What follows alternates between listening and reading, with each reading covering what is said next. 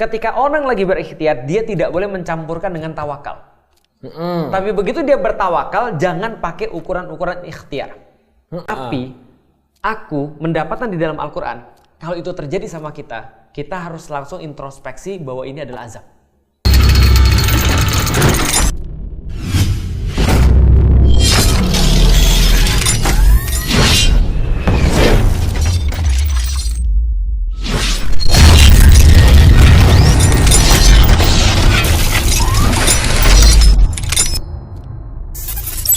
Ya, assalamualaikum warahmatullahi wabarakatuh. Saya tertampar. Pas jangan tumben. Waalaikumsalam. Bismillahirrahmanirrahim. Insyaallah kita harus mulai. Di konten Raymond pas mulai. Iya juga ya, langsung tertampar. Gak pernah menyebut nama Allah. Kenapa kita nggak pernah salam ya mulainya ya? Dan gak pernah menyebut nama Allah kita ya. Iya. Astagfirullah ya. Tapi kan balik lagi manusia kan tempatnya salah. Dan dosa. Ya, karena nama juga manusia bukan Nabi Boy. Gua tampar dulu ya. Ya, kali ini kita bareng Raymond Chin. Mantap. Masih di Learning by Fasting. Ini kita kayak cerdas cermat lu. Ya, iya bener mejanya. Perkenalkan dulu dong. Perkenalkan dulu. Apa? Cerdas cermat. Lu nonton ya? Tahu gak? Jarang gue. Tahu. Tapi ini dia kayak ini. Ya kalau di sini kan jatuhnya udah host magang tetap Learning by Fasting nih. Jadi sekarang kita ada Raymond. Perkenalkan sebelah kanan saya gitu dong. Oh ya, perkenalkan cerdas cermat. Ya, formal banget ya. Bentar, gue baru tahu ternyata Ustaz Felix udah di brief ini mau syuting apa. Gue nggak tahu. Ini acara kita nih. Ini acara kita. Lu kamu. Gue sangka doi ngasih tahu lu sih. Iya, gue nggak tahu apa-apa. Gue suruh datang ya udah bahas apa gitu. Iya, emang lu pernah pakai skrip? Nggak perlu sih. Nah itu. Tapi sebenarnya pembahasannya deket-deket sama yang udah kita bahas tadi di konten lu sih menurut gua. Apa tuh? Gua tuh pengen bahas kenapa orang muslim kita doyan banget mengaitkan bencana alam sama azab. Nah, bencana. Bener. Ada di skrip kita. Ada di salah satu ide judul kita. Gimana? Tentang azab, bencana alam. Gimana? Belum gue riset. Nggak, tapi kalau lu ngeliatnya gimana? Lu kan berarti kan ada masukin skrip, lu ada concern kesana dong. Menurut gue simpelnya kalau kata Feren kan masyarakat kurang pintar, jadi mau mengkaitkan sebuah kejadian ke satu penjelasan dengan instan. Jadi ya udah mistis wae. Jump to conclusion. Jump to conclusion. Balik lagi, jump to conclusion. Iya.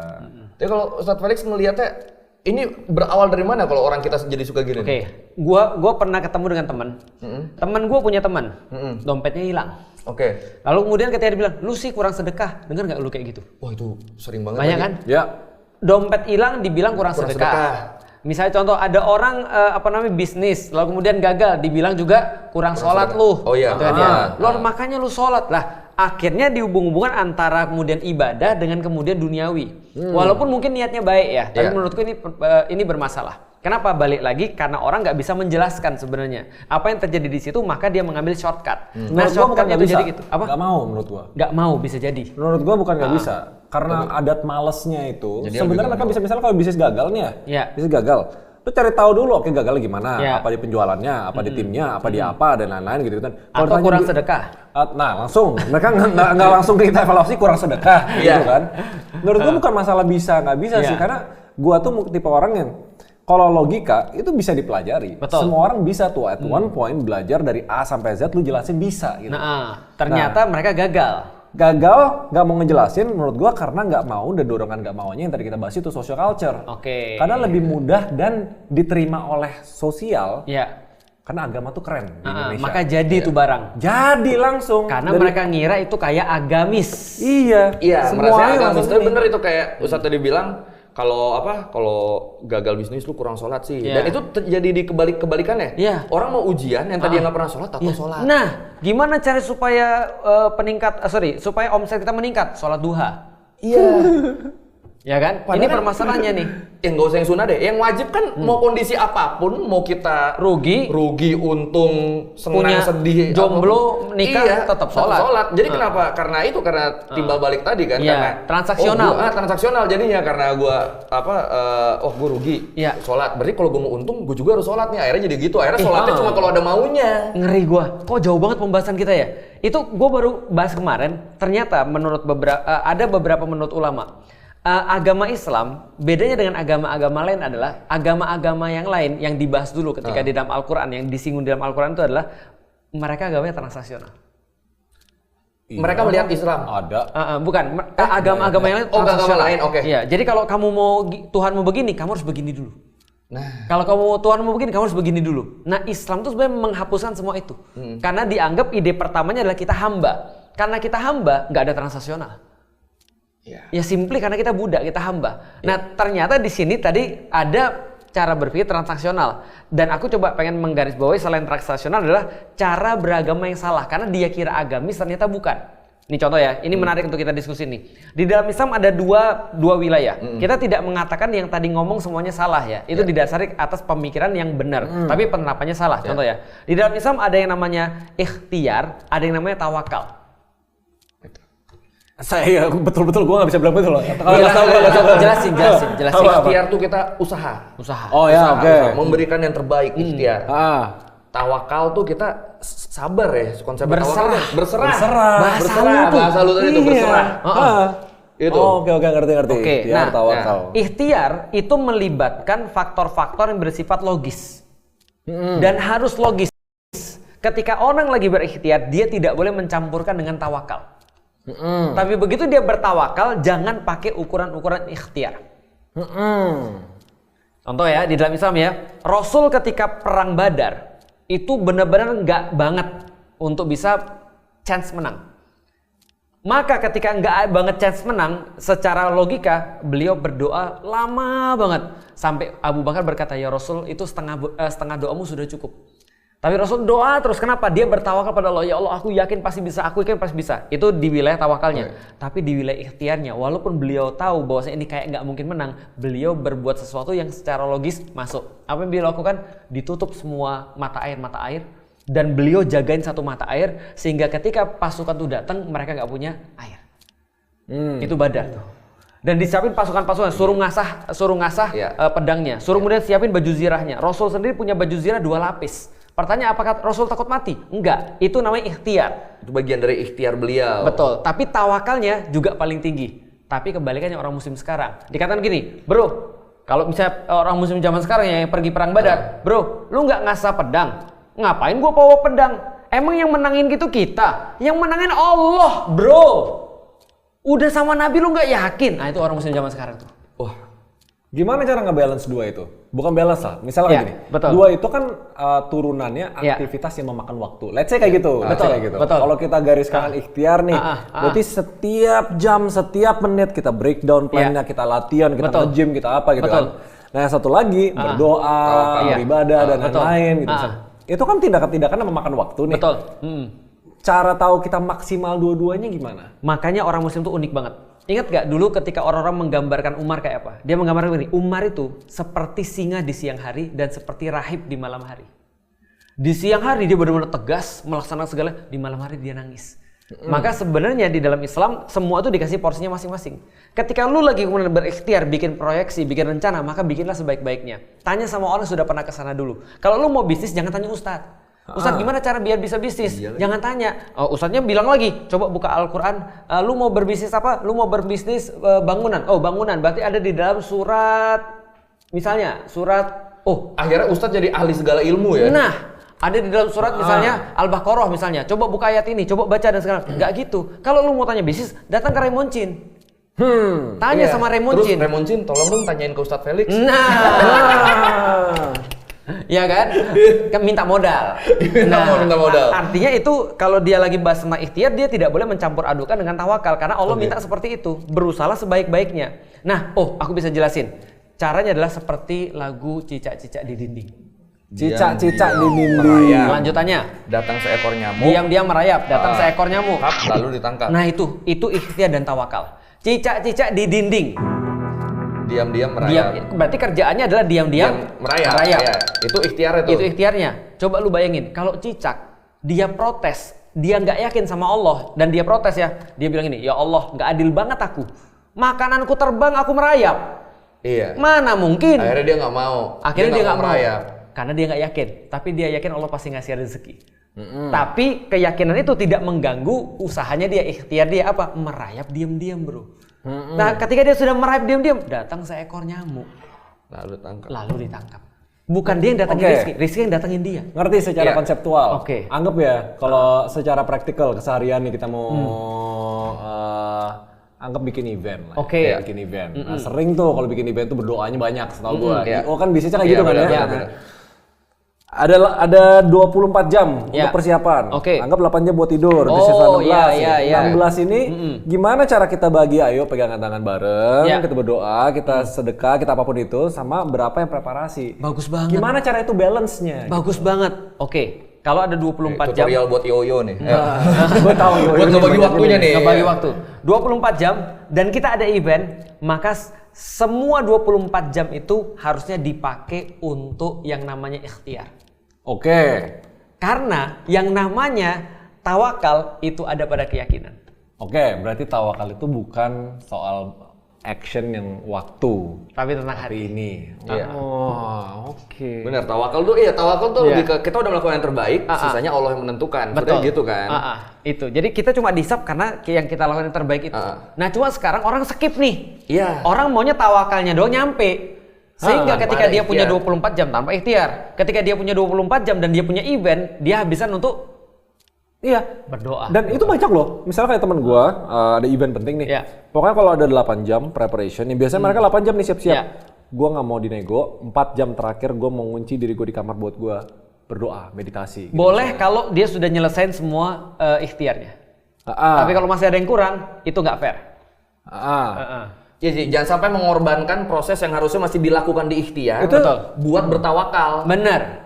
Kalau itu ada urutannya nggak? Ikhtiar dulu baru tawakal, apa tawakal dulu atau ikhtiar, atau harus barengan? Tawakal tuh dari ujung sampai dari awal sampai akhir. Dan ikhtiar tuh juga dari awal sampai akhir. Berarti paralel. Dia nggak timeline yang sama. Betul. Jadi orang bisa berikhtiar sekaligus bertawakal di saat yang sama. Bisa dikatakan ikhtiar itu adalah hasil fisik daripada tawakal. Soalnya kan kalau dari konsep berpikir ada di buku Thinking Fast and Slow tuh. Ya kan yang pertama tuh yang thinking fast tuh biasanya intuition, emosional dan lain-lain gitu. Terus yang slow tuh yang harus logika, lu pikirin dari awal sampai akhir resiko gitu. Terus dia sampai nge-summarize yang fast itu you buat win the battle. Yang slow itu buat win the war. Iya kan?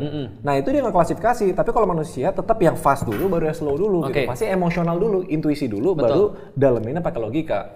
Berarti kalau di ikhtiar sama tawakal tuh nggak bisa dipisah dua kayak gitu. Menurut lu? Gue udah punya jawaban sih. Menurut gue emang terpisah sih harusnya. Kalau di konsep yang tadi, berarti kan tawakal tuh emosional, ikhtiar tuh logika gitu loh. Bisa nggak dia gituin? Gua kasih satu apa ya, semacam kayak apa tuh namanya kalau menyatukan? Fusion. Diffusion. Iya. Fusion. Cocok lo jadi itu. Gua jadi Majin Buu. Jadi Majin Buu. Ada komprominya. Kompromi gini, itu ada di buku judulnya Blink. Malcolm Gladwell. Jadi Malcolm Gladwell itu bilang begini, ada satu titik di mana orang-orang sudah melakukan slow thinking secara, mungkin istilah lu ya, slow thinking secara kemudian sudah matang, dan kemudian secara emosional sudah matang, dia menjadi instinktif, bukan intuitif lagi, tapi instinktif. Nah instinktif ini ternyata berlandaskan atas beberapa hal. Contoh, orang HRD. Orang HRD itu sudah ketemu banyak orang nih, dia ketika ketemu orang, ini nggak enak nih. Dia nggak bisa jelasin, tapi dia tahu. Ini orang nggak enak nih. Belum ngomong nih orang, dia cuma ini nggak cocok nih. Ada yang lain aja. Nah, karena dia sudah ketemu banyak orang, dan akhirnya dia kemudian instinktif. Blink namanya. Ada Blink itu satu buku yang sangat terkenal, bestseller. Nanti coba teman-teman boleh baca. Nah, di situ dia kemudian itu ada satu sampai di titik itu. Tapi kalau kita bahas tentang ikhtiar dan tawakal ini, aku juga setuju dengan kata lu tadi. Itu kayak terpisah gitu. Jadi artinya kalau di dalam Islam kita tidak perlu mendahulukan salah satu karena dia berjalan beriring. Jadi kita tidak mungkin bisa berikhtiar secara sempurna sebelum kita punya tawakal pada Allah, dan tidak mungkin juga kita bisa kemudian untuk bertawakal sempurna ketika orang tuh nggak berikhtiar. Karena kalau menurut gue ya, Rea, misalnya kita berikhtiar doang tanpa bertawakal, ketika hasilnya tidak sesuai, kita akan sangat blaming. Benar. Kita akan sangat blaming, stres, jadi ngedrop. Pada akhirnya mungkin tidak mau berusaha sekeras itu lagi. Nah, kalau tidak ada tawakal di sini. Tapi kan ketika ada tawakal, misalnya hasilnya tidak sesuai yang diharapkan nih. Seenggaknya kita masih, oh ini memang bukan ini ya nih, bukan rezekinya. Kasarnya gitulah, simpelnya gitu. Tapi tetap dia berusaha keras. Ya, tapi tetap di lain kesempatan gue akan melakukan hal yang sama. Gue tuh selalu bilang gitu, kalau lagi ngisi kelas ngajarin nih anak-anak baru konten. Nah, gue selalu bilang, lu ngupload terus konsisten, bikin jadwal lihat lu, polanya, upload berkala, karena kita nggak tahu momen kita viral datangnya di video yang mana. Nah, tapi dengan lu memperbanyak peluru, itu pasti peluang lu dapetnya akan makin banyak kan. Betul. Dibanding lu bikin satu video terus langsung ngarep viral. Iya. Dan kalau gagal nanti nangis. Nah itu kalau nggak ada tawakal di situ, orang nggak bisa tuh nabung banyak gitu tuh, konsisten gitu. Oke, balik lagi ke bencana azab. Nah, sebenarnya itu gue tadi lagi nyari bridging ya. Oke, ini gue juga. Ini bencana nih. Praktikalnya ya, bencana dan azab. Ada seorang yang kemudian datang pada kita, dompet gua kehilangan nih. Maka reaksi kita yang pertama kepada dia adalah kita bilang sabar. Benar. Sabar. Karena itu sudah pasti kan ya. Mau itu penyebabnya apa aja, pasti kita bilang sabar, gitu kan ya. Nah, yang kedua, kemudian ketika kita bilang sabar, kita tanya, hilangnya di mana? Ada nggak chance dia bisa untuk kembali? Kan, kan ya. Nah, tapi kalau nggak ada chance untuk kembali dan memang hilang, lalu kemudian kita bilang, mudah-mudahan kalau kamu bisa melalui semua ini dengan baik, mudah-mudahan ini jadi ujian yang menambah ketaatanmu pada Allah. Itu kalau kita ketemu orang. Tapi aku mendapatkan di dalam Al-Quran, kalau itu terjadi sama kita, kita harus langsung introspeksi bahwa ini adalah azab. Kitanya. Hard on yourself, easy on others. Masalahnya sekarang kebalik tuh. Orang kalau melihat orang lain kena bencana, azab tuh. Tapi kalau ke orang lain, bentar. Biar gua nggak salah arti, azab itu hukuman. Oke. Nih contoh yang paling ramai banget kemarin, Los Angeles kebakaran. Nah itu penting, itu sabar. Ini bakal prit nggak nih? Los Angeles kebakaran. Itu banyak orang menilai itu azab. Rasain lu. Azab dari apa? Dari azab dari karena minggu sebelumnya Trump ngomong dia ingin membuat wilayah yang kita tahu itulah. Jadi udah jangan disebut tadi. Jadi seperti neraka. Makanya orang menganggap itu azab di situ. Betul. Nah terus bencana, lu lihat deh kalau misalnya ada bencana alam di Indonesia, orang-orang tuh suka nyari-nyari masyarakat situ kebiasaan buruknya apa sih? Benar. Orang tuh suka gitu, nanti dihubungin, gara-gara dia gitu tuh. Iya. Contoh misalnya ya, kayak di Aceh, ketika terjadi tsunami, maka dibilang, tanggal sebelumnya ini ada pesta ini. Nah nanti orangnya jadi mikir gini, pesta di tempat lain lebih banyak tuh. Kenapa di sana nggak kena, di sini kena? Padahal di sini juga banyak yang sholat kan. Nah itu yang kita khawatir. Walaupun benar ya, di titik yang satu lagi, Allah menyampaikan bahwasanya perilaku manusia itu bisa membuat yang namanya alam ini murka. Tahu nggak ada dalam satu hadis, kalau nggak salah ya. Kalau nggak salah, nanti kalau salah dikoreksi, tapi idenya sama. Laut itu dalam sehari izin pada Allah 70 kali pengen ngancurin manusia. Karena muak dengan manusia. Laut. Ini kayak yang dicerita apa tuh namanya, yang Ark. Betul. Noah Ark. Ya. Nanti dikoreksi kalau salah ya. Tapi ini ada ide seperti itu. Tapi kemudian Allah karena rahmatnya pada manusia, dia kemudian tidak memperbolehkan laut untuk menghancurkan manusia. Padahal pengen banget menghancurin ngelihat perilakunya manusia. Nah artinya itu bisa juga karena perilaku kita, kemudian terjadi namanya musibah. Bisa banget. Tapi kita tidak bisa menggunakannya untuk menjudge orang lain. Karena salah cara berpikirnya. Contoh ya, ketika ada kemudian tsunami di Aceh, kita bilang sabar. Mudah-mudahan ini menaikkan posisimu di hadapan Allah. Tapi kalau kita kena musibah sendiri, kita bilang salah gua apa ya? Nah itu yang menurutku apa dosa yang sudah kuperbuat itu harusnya ke diri sendiri.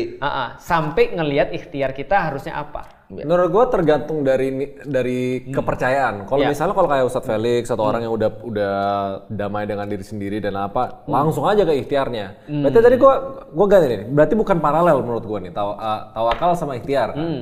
Sandwich menurut gue bentuknya. Tawakal, ikhtiar, habisnya tawakal. Dibuka dengan tawakal, ditutup dengan tawakal. Okay. Misalnya kayak kalau misalnya ada musibah atau tawakal itu pembungkusnya ya. Membungkus. Itu bisa. Jadi kayak dompet hilang gitu misalnya. Bener. Bahkan kalau gue ke diri sendiri tetap kayak sabar dulu gitu. Sabar, berserah dulu. Soalnya apapun yang jadi ikhtiar. Agar tenang dulu ya. Iya, apapun yang jadi ikhtiarnya itu pasti bakal bias kalau misalnya kita nggak tawakal dulu gitu. Iya, benar itu. Habis itu udah sabar, udah tenang, oke udah berserah. Baru trace di mana nih, kita harus ngapain, kita bikin laporan itu. Tapi semuanya dalam cakupan itu. Oh bagus, itu definisi yang lebih bagus, membungkus. Iya, membungkus. Tawakal membungkus ikhtiar. Iya.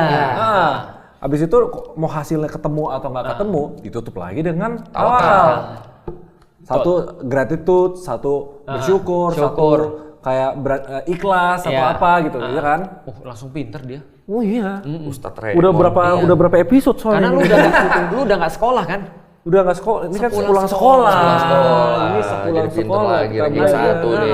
Nah, jadi itu gampangnya adalah sebenarnya kalau aku lihat ya, itulah kenapa orang Indonesia sebenarnya bukan harus diajarin dulu dalam hal ini ya. Tapi empati sebenarnya. Itu empati itu langka banget. Komen-komennya jadi menyakitkan. Iya. Nggak usah yang di negara sendiri. Gue di Los Angeles aja.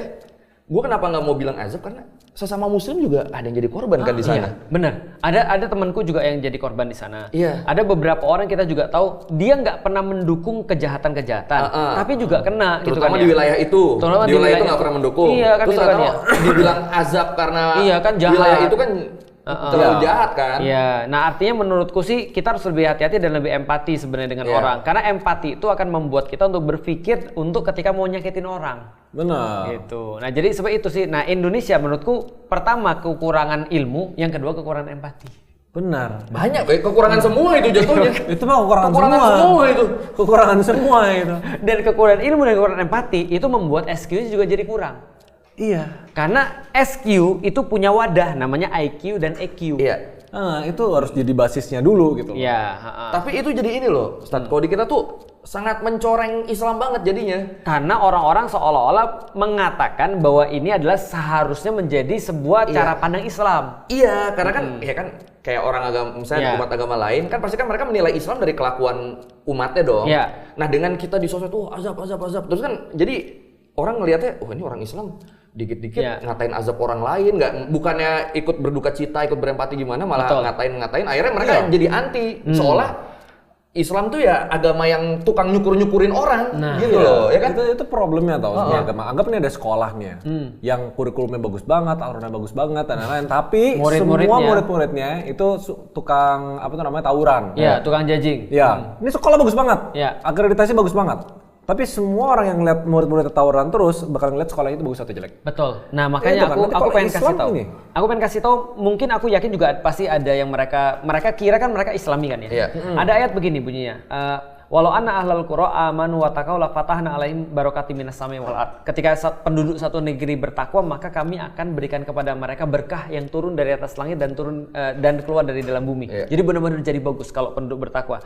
Wa in kadzabu fa akhadnahum bima kanu yakdzibun. Nah, ini ketika kalau mereka justru tidak bertakwa, justru mereka rusak. Ulama-ulama bilang dua, satu khamar merajalela, dua perzinahan merajalela. Maka mereka diazab atas apa yang mereka lakukan. Itu ayat yang pertama. Ayat yang kedua tentang kasus orang-orang yang diazab oleh Allah ketika mereka, contoh ya, kaumnya Nabi Lut. Pompei dan kaumnya Nabi Lut, nggak hanya LGBT. Lalu kemudian di situ diazab. Ada kaum-kaum kayak Nabi Nuh, banjir besar. Ini cerita-cerita ini ketika masuk tanpa pemahaman yang benar, akhirnya membuat orang-orang cuma mengambil kesimpulan instan.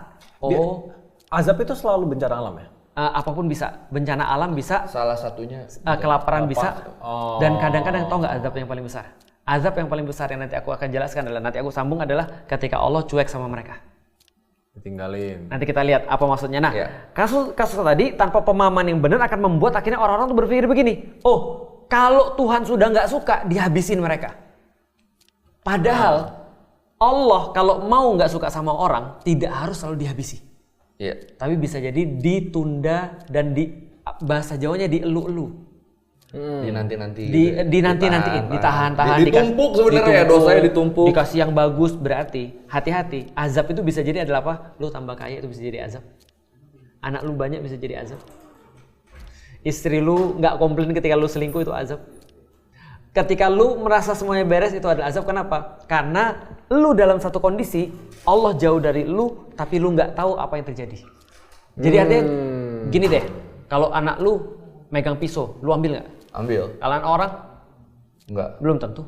Nggak. Kan kita kan nggak peduli. Iya. Artinya apa? Kita tidak sepeduli itu. Betul. Artinya tidak peduli itu adalah azab yang paling besar. Nah, itu harusnya diyakini oleh orang-orang di Indonesia. Berarti azab tuh nggak cuma satu cara gitu maksudnya. Dan ketika mereka paham bahwasanya ketika ada orang sebaliknya, Allah kasih ujian karena Allah sayang.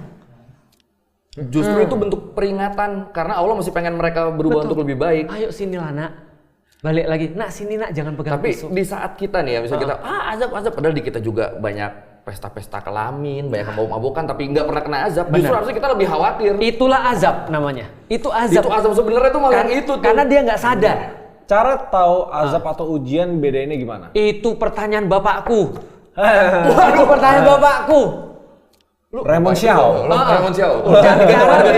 Cara bedain ujian sama azab sama teguran itu apa? Jawabannya adalah you'll never know. Makanya pertama kali kita bilang pada diri kita ini kayaknya azab karena lebih baik kita prepare for the worst kan ya. Iya. Jangan-jangan Allah sudah marah sama aku nih. Tapi jangan gitu ke orang lain. Iya. Karena itu nanti jadinya bukan prepare for the worst. Itu jadi judging kan gitu kan ya. Jadi intinya karena kita tidak akan pernah tahu, jangan pernah berleha-leha, tapi lebih ke waspada. Nah, itu lebih bagus. Tapi waspadanya ke diri sendiri. Jangan ke orang lain. Jangan ada orang kena musibah itu azab tuh. Dari saya itu gue lihat suka mabok-mabokan. Itu mah udah urusan mereka, udah. Iya, betul. Tugas kita kalau ke orang lain bersimpati, berempati, mendoakan yang terbaik. Nah, ada orang dikasih kaya itu azab, ada orang dikasih kaya itu adalah nikmat. Ada orang dikasih sakit itu adalah azab, ada orang dikasih sakit itu adalah nikmat. And we will never know. We will never know. Life is a mystery. Enggak. Forrest Gump, life is like a box of chocolates. Lu nonton nggak sih? Nonton Forrest Gump. Itu legend banget. Dan kita nggak tahu mana coklat yang mau kita ambil. Iya, benar. Tapi yang kita tahu di situ isinya coklat. Benar. Tapi kan keren, di kita kayak udah akut banget ya masalah ini ya, udah sangat sulit kan? Karena sudah itu antara pemahaman agama yang rendah dicampur julid gitu kan ya, dicampur jump to conclusion, instant gratification. Ditambah ngerasa pintar. Karena pintar. Ini nih, kalau ada, saya kan suka memperhatikan komen-komen netizen ya, kalau ada bencana alam, mereka tuh suka menjadikan contoh kaum Nabi Lut, Nabi Nuh, ya kayak tadi kan sebagai ini bener-bener sebagai pembelaan yang nggak bisa dibantah. Misalnya, oh ini azab, jangan bilang gitulah, itu kan ada ini. Tapi bener azab, lihat aja tuh kaum Nabi Nuh. Mereka langsung gitu tuh referensinya langsung narik ke situ. Betul. Daripada kita langsung ke umatnya, apa ini jangan salah ustadznya? Aku sepakat. Contoh. Karena gue sering. Iya. Karena gue kayak denger cerita-cerita temen gue, ajarannya yang ini gue ngerasa bagus nih. Salat Jumat tempat lain, loh kenapa dia ngomong begini? Kenapa dia ngomong begini? Dan ini gue nggak tahu ini nggak bakal ini gue di cancel atau enggak, tapi intinya gue ngerasa banyak banget orang yang mengajarkan dengan taraf berpikiran rendah shortcuts. Dan gini, shortcutsnya happen karena gini, pas mereka belajar Islam hafal dulu kan, itu jadi biasanya jadi kayak ini pertama kan, hafal, memahami dan lain-lain, tapi dari hafal tanpa memahami terus orang ngomong sesuatu sama shortcut juga. Oh gue udah ada stoknya nih di sini nih, tinggal dikasih aja itu, tinggal dikasih aja gitu. Jadi berarti apa bukan salah umatnya? Salah ustadznya. Itu bukan lu yang ngomong, itu yang ngomong Rasul. Santai nggak akan di-cancel. Oke, nggak jadi. Kalau mereka cancel lu, kan berarti cancel harus otomatis Rasul nggak mungkin jadi, dong. Ini faktanya ya. Faktanya Rasul bilang bahwasanya yang menentukan memang nasib sebuah umat itu adalah ulama. Itu ulama. Jadi aku nggak bisa ngomong ya bahwasanya ketika ada problem itu bukan problemku, malah aku merasa memang problemnya ada di aku karena aku yang harusnya ngajarin kan gitu kan. Aku yang sebagai guru harusnya aku yang ngasih tahu mereka. Apapun yang terjadi ketika mereka belum paham atau praktisnya belum kemudian jadi, berarti itu salahnya salah aku. Walaupun aku bukan ulama ya, apalagi ulama itu kan ya. Karena kata Rasul ada hadis yang menarik, coba ya. Nanti lu bisa relate ketika lu bahas. Kata Rasul, Allah tidak akan menjadikan satu umat itu rusak dengan cara menghilangkan ilmu, tapi dengan cara mewafatkan para ulama. Ulang-ulang Allah tidak akan menjadikan satu kaum itu rusak dengan mengambil ilmu dari mereka. Dia bikin rusak dengan mewafatkan para ulama. Karena kalau ilmunya diambil pun selama ada ulama tetap ada yang membawa balik ilmu itu kan. Ulama itu literally orang punya ilmu. Iya. Nah berarti Allah, jadi gini, kita tahu kan kita jadi bagus begini karena ada ilmu kan. Karena ada pengetahuan informasi. Nah Allah kemudian ketika katakan Allah itu tidak mencabut ilmu aja, tapi mewafatkan ulama. Berarti gini, masalahnya ulama kan selalu manusia. Betul. Rentan ilmu itu disalah ajarkan atau disalah artikan. Betul. Terus pertanyaan terakhirnya, bisa nggak ulama dijadiin AI aja? Nah, AI jadi ulama. Kemarin kita chat ya. Gue kemarin udah ngechat. Karena kalau AI itu membiaskan. Itu pertanyaan dia. Nah, tapi aku jawab satu-satu ya. Setelah kemudian ulama wafat, kata Allah, maka pada saat itu tidak ada yang memberikan pengetahuan kepada manusia. AI. Nah, tapi belum. Setelah itu. Tuh pertanyaan dia tuh. Apa? Ada. Pertanyaan dia ke aku tuh. Bisa nggak AI menggantikan ulama? Jadi gini, kan AI ini kan diklaim bakal 1000 kali lebih pintar dari manusia nantinya. Nah, andaikan AI ini diberikan pengetahuan tentang sumber-sumber hukum Islam untuk training lengkap nih pokoknya semuanya. Nah, terus Jika si AI terus ditanya perkara baru yang sebelumnya belum pernah ada jawabannya dari ulama-ulama, apakah jawabannya bisa disebut sebagai ijtihad? Ijtihad tuh apa ya? Ijtihad tuh keputusan hukum. Itu. Oh. Ya, ketika ada satu kasus ada keputusan hukum. Nah, kita bahas ya. Ya. Ulama wafat, ilmu hilang. Tapi ini taruhlah ulama sudah punya pemahaman yang benar ya. Ya.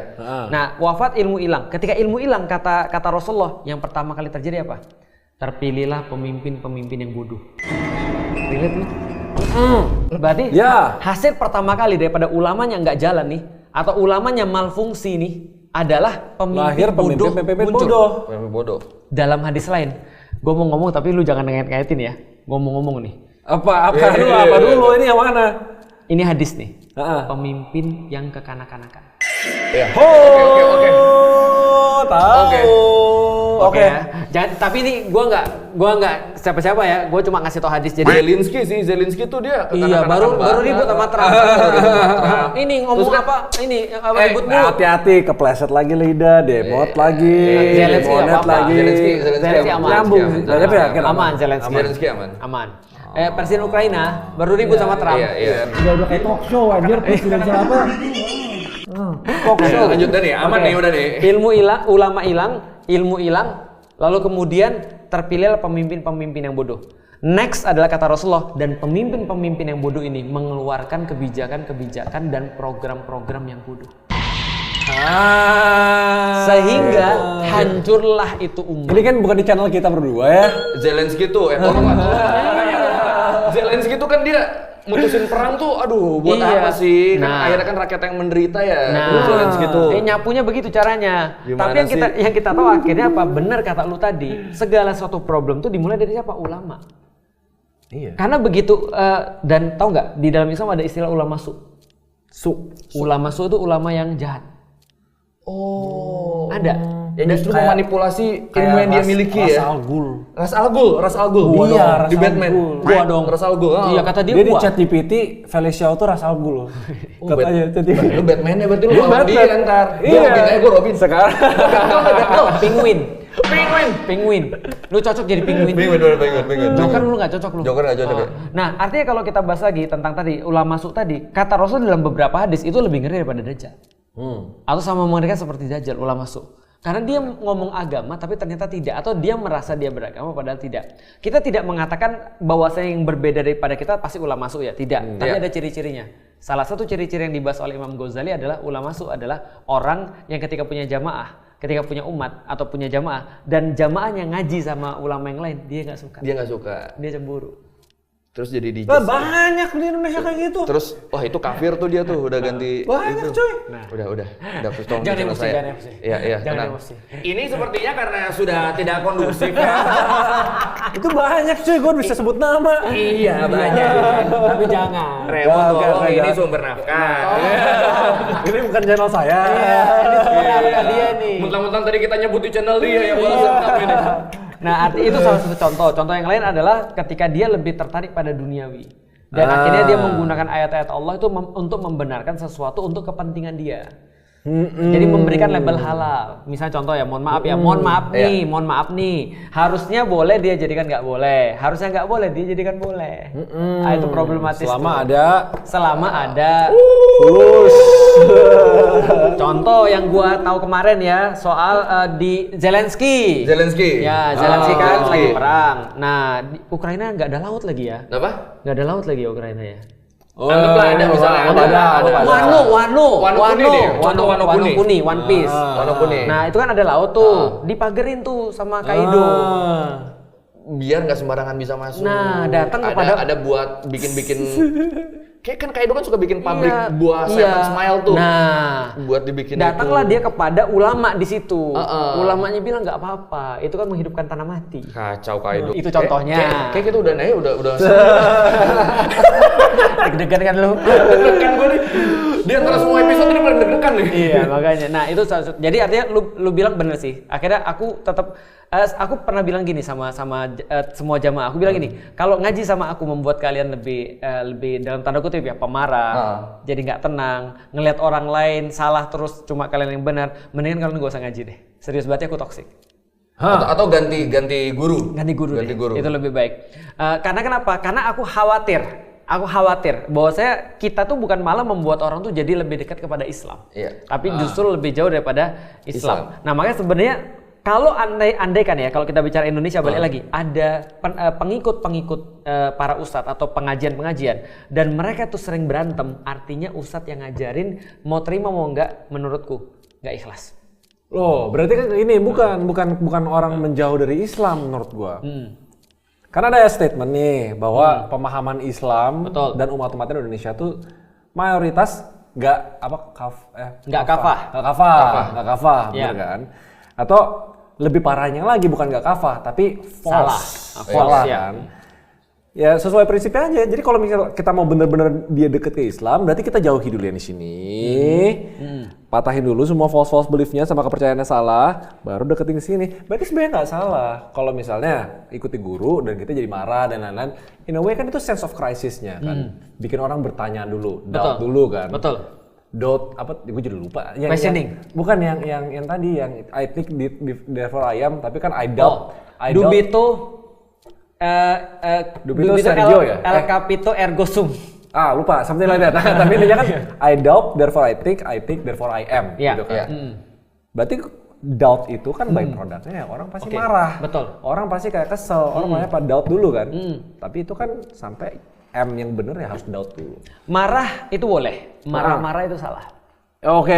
Berarti marah itu harus bedanya. marah terhadap sesuatu yang salah itu harus. Tapi bagaimana kita kemudian mendrive marah kita pada sesuatu yang produktif, nah itu perlu seni. Benar. Raymond itu marah ketika menyaksikan segala sesuatu yang kayaknya ini visi deh. Ya kan? Tapi lu kan nggak marah-marah.